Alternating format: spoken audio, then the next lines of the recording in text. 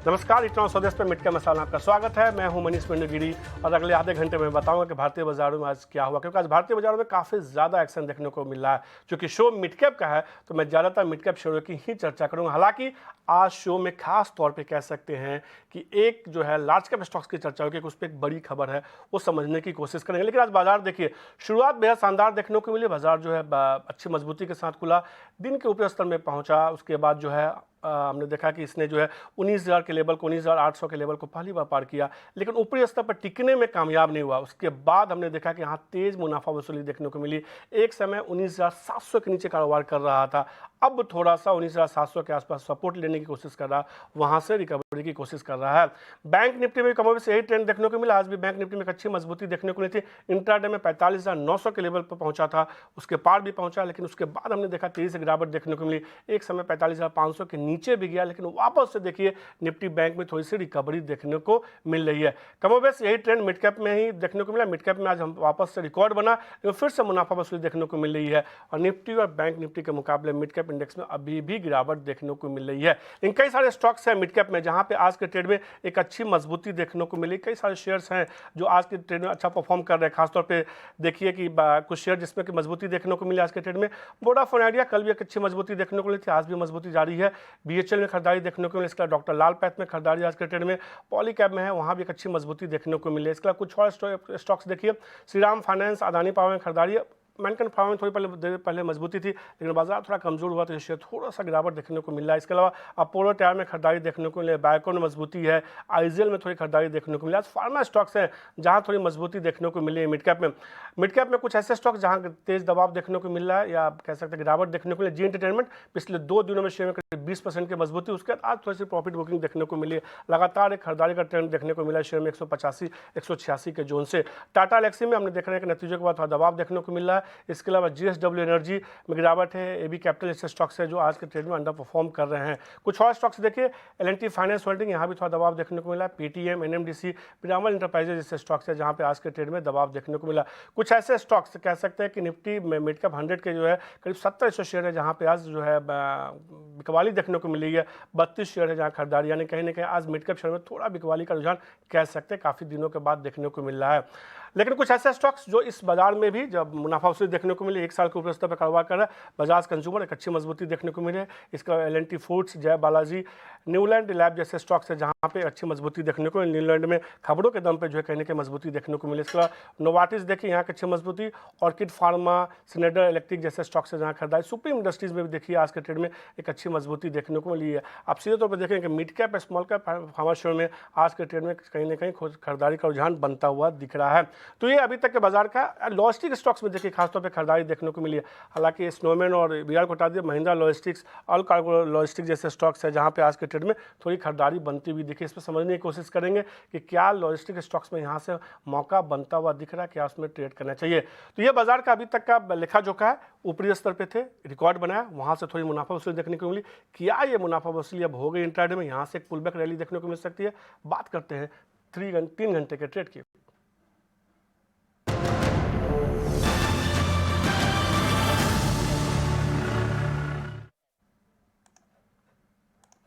और 3 घंटे के ट्रेड के पे मदद करने के लिए हमारे साथ जो है मानस जायसवाल जुड़ चुके हैं। मानस जी शुक्रिया, नमस्कार, इतना स्वदेश को समय देने के लिए।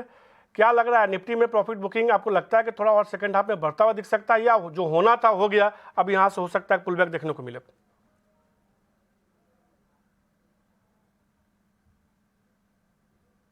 मानस, आपको आवाज आ रही है मेरी? मानस अनम्यूट कर दीजिए, आपने म्यूट किया है लगता है।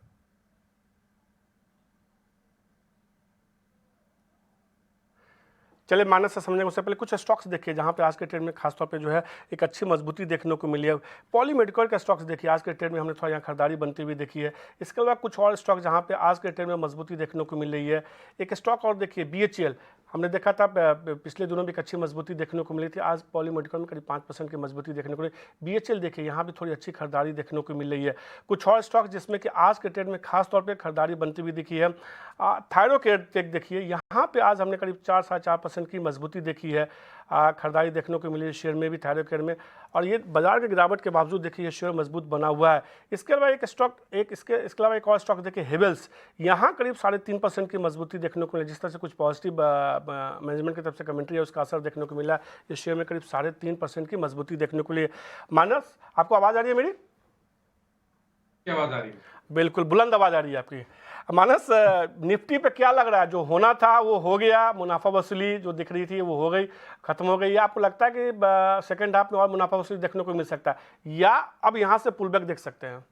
जी, नमस्कार मनीष जी।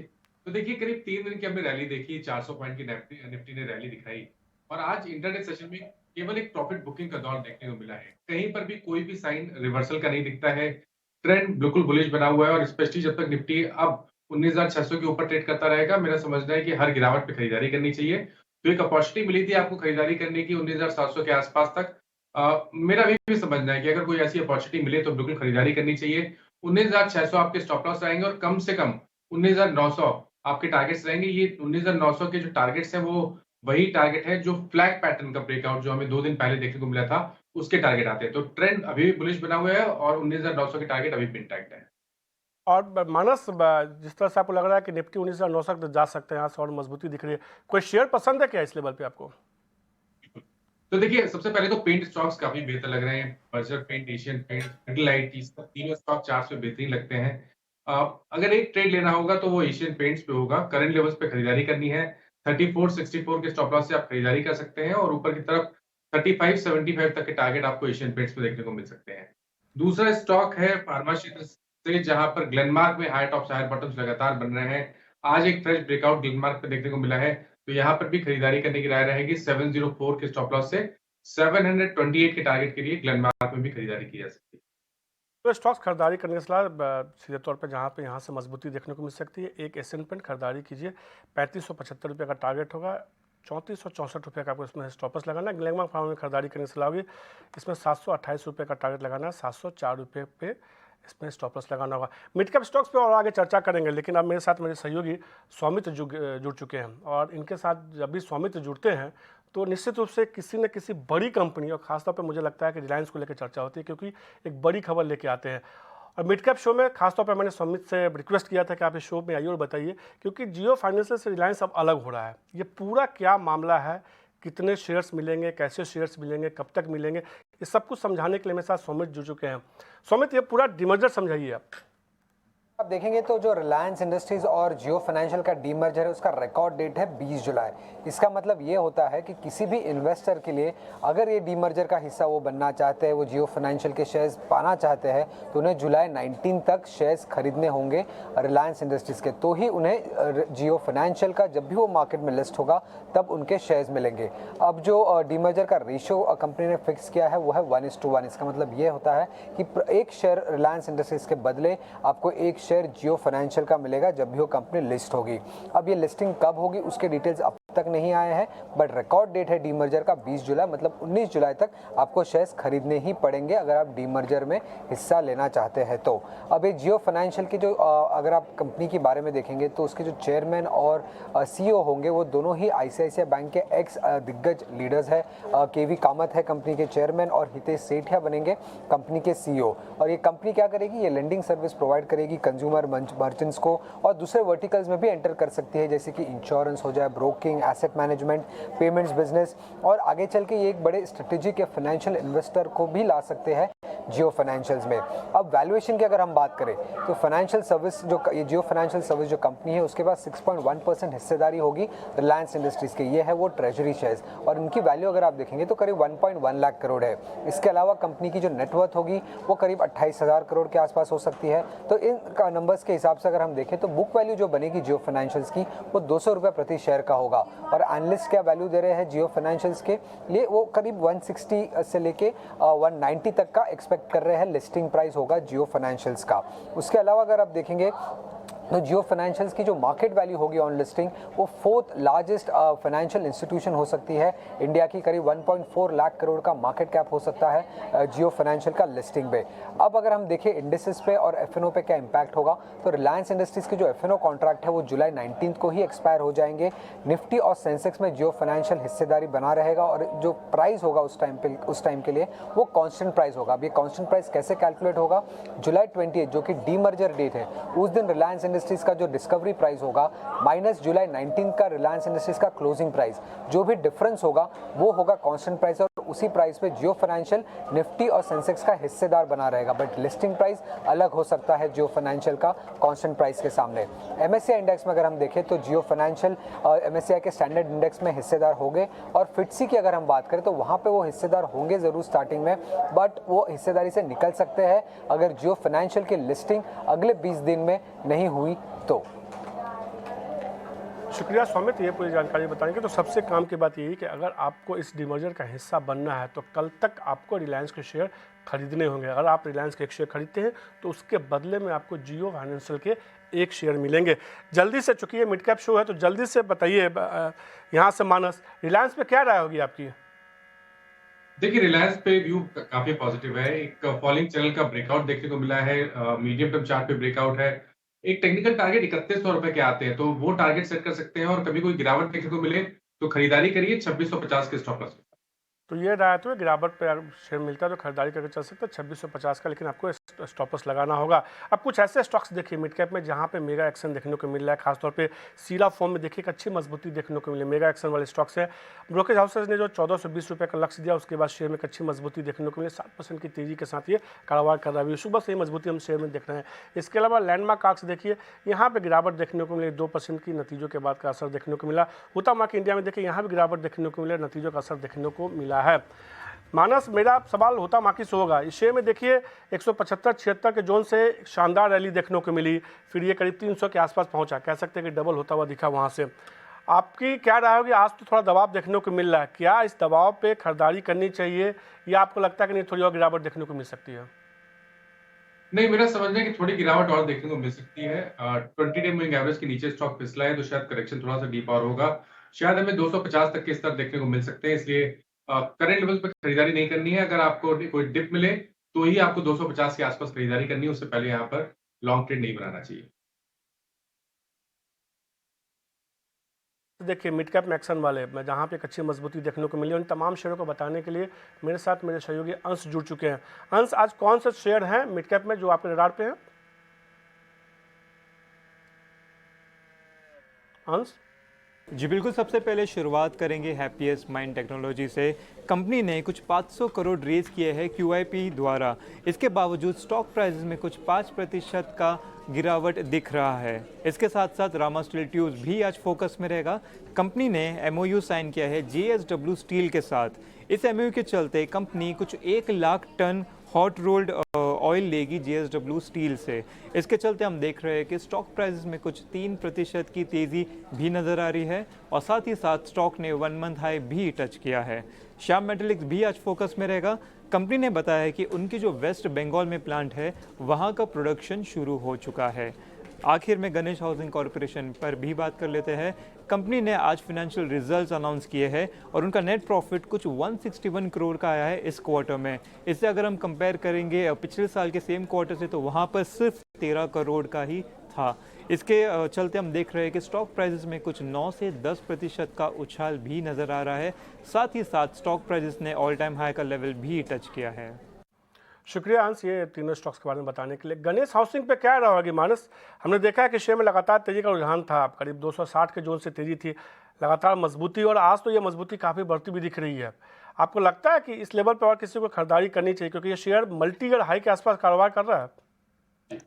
देखिए, अभी तक अगर आपने स्टॉक नहीं खरीदा है तो करंट लेवल्स पे खरीदारी नहीं करनी है। ऑलरेडी हमने मेरे ख्याल से 400 रुपए के आसपास ब्रेकआउट देखा था, जिसके टारगेट 520 रुपए के आते हैं, तो 40 रुपए का आपको करंट लेवल से भी देखने को मिलेगा। आपके पास लॉन्ग पोजीशन है तो आप बने रहिए 440 के स्टॉप लॉस से, लेकिन फ्रेश खरीदारी करंट लेवल्स पे नहीं करनी चाहिए। तो नई खरीदारी करने की सलाह इस पे नहीं है, लेकिन आपके पास है तो होल्ड करके चलिए। आज कुछ लॉजिस्टिक्स स्टॉक्स देखिए जहां खरीदारी देखने को मिली है। महिंद्रा लॉजिस्टिक्स में खरीदारी है, ऑल कार्गो लॉजिस्टिक्स में खरीदारी है। मेरी राय, मैं पूछना चाहूँगा महिंद्रा लॉजिस्टिक्स पे क्या राय होगी? काफ़ी दिनों के बाद वापस शेयर जो एक रेंज से बाहर निकलता हुआ दिखा है, 400 के ऊपर अब कारोबार कर रहा है मजबूती के साथ। आपको लगता है कि यहाँ से थोड़ी और मजबूती देखने को मिल सकती है? बिल्कुल देखने को मिल सकती है मनीष जी, क्योंकि उसका रीजन देखिए ये है कि एक बड़ा राउंडिंग बॉटम बना। अब stock higher top higher bottom बना रहा है, अपने 200 मूविंग एवरेज का टेस्ट किया है, वहां पे थोड़ा प्रॉफिट बुकिंग देखने को मिला है। लेकिन मेरा समझना है कि इस मूव के टारगेट करीब 460 रुपए तक के आते हैं। तो अगर कोई छोटा मोटा करेक्शन देखने को मिले, या तो आप करंट लेवल्स पे भी खरीदारी कर सकते हैं। 390 रुपए के स्टॉप लॉस से 460 रुपए के टारगेट के लिए महिंद्रा लॉजिस्टिक्स में खरीदारी करने की राय रहेगी। में खरीदारी करने की सलाह में महिंद्रा लॉजिस्टिक्स में 460 रुपये तक का लक्ष्य देखने को मिल सकता है। एक शेयर और देखिए आज के ट्रेड में अच्छी मजबूती दिखा रहा है, 52 हाई पे भी ट्रेड कर रहा है। ये सुप्रीम इंडस्ट्रीज कह सकते हैं कि ऑल टाइम हाई पे इनफैक्ट ये शेयर ट्रेड कर रहा है। इसके अगर पिछले एक साल का चार्ट देखिए, लगातार अच्छी मजबूती देखने को मिली है। पिछले साल अप्रैल से जो तेजी की शुरुआत हुई है इस शेयर में 1600-1700 के जोन से अब ये 3500 के आसपास पहुंचता हुआ दिख रहा है। सुप्रीम इंडस्ट्रीज पे क्या राय होगी आपकी? देखिए तो स्ट्रक्चर अभी भी बहुत पॉजिटिव बना हुआ है। हाई टॉप्स हाई बॉटम लगातार बन रहे हैं। करेक्शन पे 20 डे मूविंग एवरेज पे स्टॉक सपोर्ट लेता है। तो आई थिंक अगर आपके पास लॉन्ग पोजीशन है तो आप बने रहिए, और फ्रेश लॉन्ग भी आप बना सकते हैं। 3325 3325 के स्टॉप लॉस से करंट लेवल्स पे भी खरीदारी करने की राय रहेगी, और ऊपर की तरफ 3650 तक के टारगेट्स पॉसिबल है। मजबूती देखने को मिल सकती है आज के ट्रेड में, सीधे तौर पे राय आते हुए। एक शेयर और देखिए आज के ट्रेड में जहां खरीदारी देखने को मिल रही है, थायरो केयर पे क्या राय होगी आपको? इस शेयर में देखिए मोमेंटम बना हुआ है, वापस से मोमेंटम बनता हुआ दिख रहा है। क्या आपको लगता है कि इस मोमेंटम, हालांकि अब गिरावट देखने को वापस से जो है मोमेंटम बनता हुआ दिखे आज के ट्रेड में, आपको क्या राय लगती है यहाँ से और मजबूती देखने को मिल सकती है थायरो केयर में? क्योंकि शेयर ने अंडर परफॉर्म किया है काफ़ी। बिल्कुल, शेयर ने एक बड़ा अंडर परफॉर्मेंस दिखाया है। 1450 से स्टॉक करेक्ट होना शुरू हुआ था, 450 के आसपास बॉटम बना। अब हाई टॉप्स हायर बॉटम बन रहे हैं, 200 डे मूविंग एवरेज के ऊपर स्टॉक निकला है। तो करंट लेवल से भी आई थिंक अच्छा खासा पोटेंशियल है। 640 के लेवल्स को स्टॉक टेस्ट कर सकता है, तो पोजिशनल बेसिस पे करंट लेवल्स पे भी खरीदारी करने की राय रहेगी। 449 के स्टॉप लॉस से आप खरीदारी कर सकते हैं 640 के टारगेट के लिए। तो 600 रुपये के टारगेट के साथ आप शेयर में खरीदारी करके चल सकते हैं। काफ़ी ज़्यादा अंडर परफॉर्मेंस के बाद शेयर में थोड़ी खरीदारी देखने को मिली है। एक शेयर और देखिए हेवल्स, यहाँ जो है थोड़ा मोमेंटम बनता हुआ दिखा, हालांकि ये लगातार ये शेयर के रेंज में ही रहा, लेकिन जिस तरह से कुछ कमेंट्री आई है मैनेजमेंट की तरफ से, उसके बाद थोड़ा खरीदारी वापस से लौटती हुई दिखी है। आपको लगता है कि जिस रेंज में फंसा हुआ इस रेंज से बाहर निकलता हुआ दिखेगा ये? पिछले करीब 3-4 हफ्ते में स्टॉक करेक्ट हुआ था। 220 वीक मूविंग एवरेज पे सपोर्ट लेने के बाद रिकवरी देखने को मिली है। तो मेरा समझना है कि शायद अब हमें एक ब्रेकआउट देखने को मिल सकता है 1375 के ऊपर, और उसके ऊपर आपको 1460 तक के टारगेट्स देखने को मिल सकते हैं। तो बिल्कुल खरीदारी करने की राय रहेगी। 1280 के स्टॉप लॉस से एक पोजिशनल कॉल लीजिए, जहां आपके टारगेट 1460 1470 के आसपास के रहेंगे। खरीदारी के लिए थोड़ा इसमें नज़रिया आपको लंबा रखना होगा इस शेयर में, लेकिन खरीदारी करके चल सकते हैं। एक स्टॉक और देखिए, काफ़ी इंटरेस्टिंग स्टॉक है, आज भी अच्छी मजबूती देखने को मिली। सफारी इंडस्ट्रीज थोड़ा लो वॉल्यूम स्टॉक है, लेकिन इस शेयर में देखिए 1895-96 के जोन से कह सकते हैं 900 से एक अच्छी खरीदारी देखने को मिली। तब से ये लगातार शेयर मजबूती ही दिखा रहा है। क्या राय होगी सफारी इंडस्ट्रीज पे आपकी? देखिए इसमें कोई डाउट नहीं कि यहाँ पर ट्रेंड बहुत पॉजिटिव बना हुआ है। हाई टॉप्स हायर बॉटम बन रहे हैं, और अभी भी जो करेक्शन देखने को मिला वहां पे स्टॉक ने 20 डे मूविंग एवरेज पे ही सपोर्ट लिया।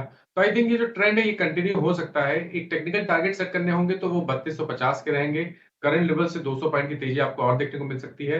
तो अगर आपने खरीदारी की हुई है तो 2900 2900 के स्टॉप लॉस से आप बने रहिए स्टॉक में। तो इस शेयर में भी बने रही और अच्छी मजबूती देखने को मिल सकती है। आप चाहें अगर आपने नीचे की तरफ खरीदा है तो 2900 रुपये का आपको इसमें स्टॉप लॉस लगाना होगा। हमने कई सारे मिड कैप स्टॉक्स की बात की है, फटाफट कैश अंदाज में हमने मानने से समझने की कोशिश की कि किन शेयरों पे क्या राय रखनी चाहिए जिसमें मोमेंटम देखने को मिला, आज के ट्रेंड में खरीदारी देखने को मिली या बिकवाली देखने को मिली। लेकिन अब बात करते हैं मिड कैप के महारथी शेयर की।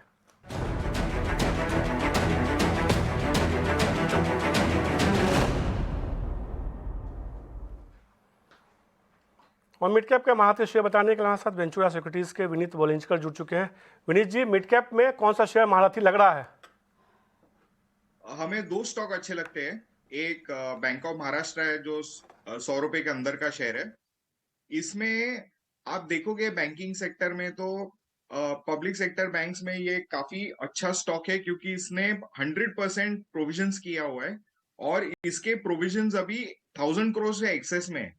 तो ये राइट बैक आ सकता है प्रॉफिट्स में। दूसरी चीज, इनकी ग्रोथ रेट अगले 3-4 साल में 25 तक का हो सकती है। इसके कासा रेशो 52-53% है और इसका निम काफी कंपेरेबल है और इनकी आरओई और आरओए भी अच्छी तगड़े तरीके से बढ़ भी रहे हैं। तो हमें लगता है कि ये स्टॉक आपको अगले साल में ऑलमोस्ट 70-80% प्रॉफिट दे सकता है अगले 2 साल में। ये बहुत ही डिफेंसिव शेयर है और हमें लगता है कि इसमें थोड़ा सा आपको है ना, आपको ऐसे फटाफट पैसे नहीं बनाने को मिलेंगे, आपको slow and steady wins the race वाला स्टॉक है। और दूसरा स्टॉक जो हमें पसंद है वो है मिंडा कॉर्प। ये ऑटो एंसिलरी सेगमेंट है, काफी बड़ा शेयर, काफी लार्ज नंबर ऑफ प्रोडक्ट्स में ये टू व्हीलर्स और फोर व्हीलर्स को प्रोडक्ट्स सप्लाई करता है। लेकिन इसकी खासियत ये है कि ये इसका पूरा पोर्टफोलियो जो है ना, वो आइस सेक्टर का एग्नोस्टिक है, यानी ये ईवीज को और एग्जिस्टिंग आइस इंजन को भी सप्लाई कर सकता है। और इसके ग्लोबल टाइप्स है, इनके अच्छे टेक्नोलॉजी इनोवेशंस है और कंटिन्यूसली ग्रो कर रही है और ये अच्छी तरह से आगे जाके बढ़ता आएगा। हमें लगता है अगर आपको कोई आगे जाके अगले 10-15 साल के लिए आपको कोई सेक्टर में इन्वेस्ट करना हो तो Minda Corp will definitely be one of the strong survivors going ahead. तो 2 स्टॉक्स इसमें खरीदारी करने की सलाह, बैंक ऑफ महाराष्ट्र 58 रुपये के टारगेट साथ इसमें खरीदारी करने की सलाह होगी। 2 साल का आपको इसमें नजरिया रखना हो, कोई जल्दबाजी नहीं करनी है। दूसरा शेयर जो होगा मिंडा कॉर्प होगा, जहां 360 रुपये के टारगेट साथ आपको खरीदारी करने की सलाह होगी। इसमें भी 18 महीने का नजरिया रखना है। विनीत जी शुक्रिया आपका, और मानस जी आपका भी शुक्रिया 18 स्वदेश को देने के लिए, समय देने के लिए और तमाम मुद्दों पर, तमाम शेयरों पर चर्चा करने के लिए। मिड कैप मसाला में आज के लिए इतना ही। मेरे साथ मेरी